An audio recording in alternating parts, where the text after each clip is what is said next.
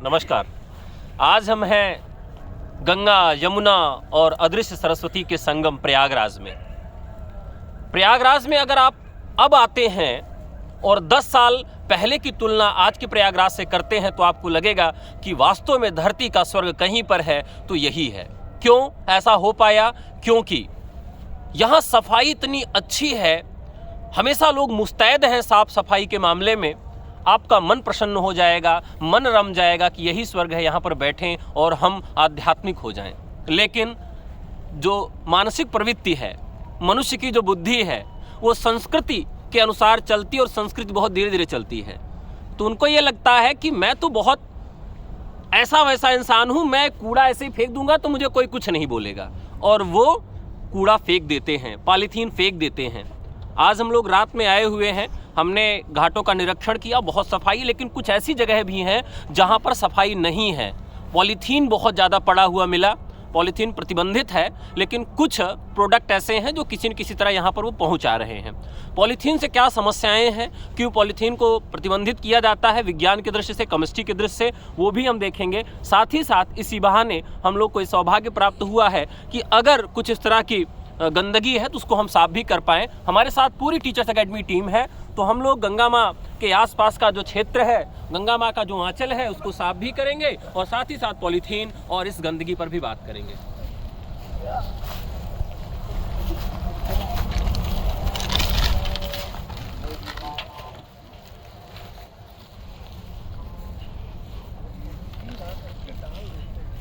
कुछ प्रोडक्ट्स जैसे हैं वो ये देखिए, अब जैसे ये पॉपकॉर्न वगैरह है तो ये पॉलीथीन में मिलता है और लोग खाते हैं और फेंक देते हैं।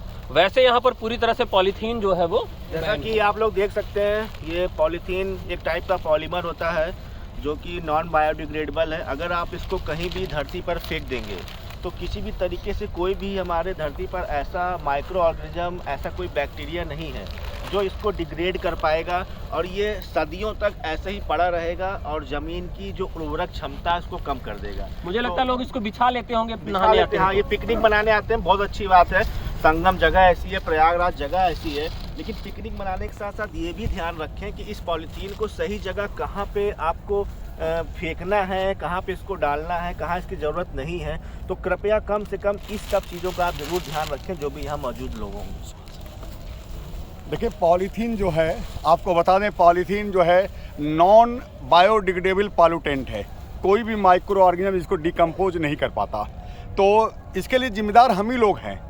इसमें सरकार का कोई रोल नहीं है। हम जब यूज करते हैं पॉलीथीन ठीक के लिए, और हम खुद जब किसी दुकान पर सामान लेने जाते हैं तो हम खुद पॉलीथीन मांगते हैं, तो हमें चाहिए कि हम खुद न मांगें। हाई कोर्ट की तरफ से रोक है, नगर निगम रोज़ प्रयागराज का प्रचार कर रहा है, बातें बता रहा है कि भैया मत यूज करिए, लेकिन हम लोग खुद यूज करते हैं। वो गलती हम ही लोगों की है कि ये यूज नहीं करना चाहिए। और आपको मैं बता दूं कि इसको कोई भी माइक्रो ऑर्गेनिज्म डिकम्पोज नहीं कर पाता। अगर ये किसी मिट्टी में जाके पड़ जाएगा तो मान लीजिए वो मिट्टी में रहेगा, 100 साल तक रहेगा, तभी डिकम्पोज नहीं होगा।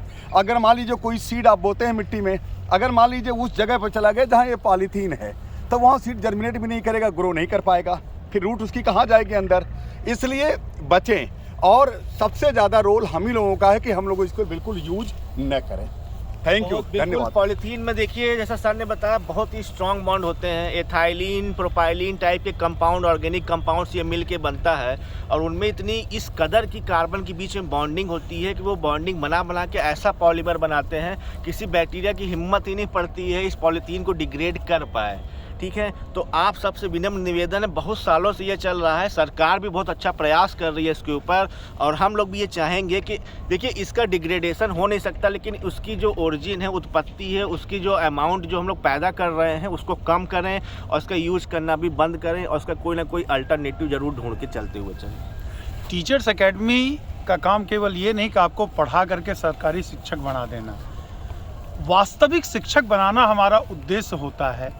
इसलिए कभी कंबल वितरण, कभी साफ सफाई, और आज संगम के किनारे हम लोग इसलिए आए हैं कि आपको एक मैसेज दे सकें, आप वास्तविक शिक्षक बने, क्योंकि समाज को सुधारना सबसे बड़ी जिम्मेदारी जो होती है वो टीचर्स की ही होती है, शिक्षकों की ही होती है।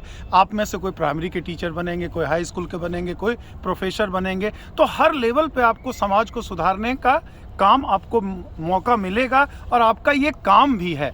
तो पॉलीथीन एक ऐसा है कि जो अगली पीढ़ी को हमारे बर्बाद कर देगा, तो उसका गणित बहुत ही खराब है।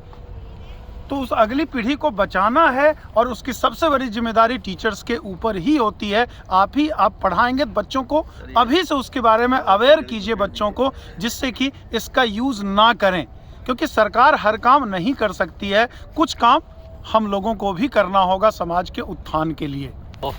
आप लोग प्रयागराज आइए और इस पवित्र धरा पर कुछ पुण्य कमा कर जाइए, लेकिन कुछ छोड़ कर मत जाइए। अगर छूट भी रहा है तो उसके लिए डस्टबिन है, वहाँ पर फेंकिए और सरकार का सहयोग करिए।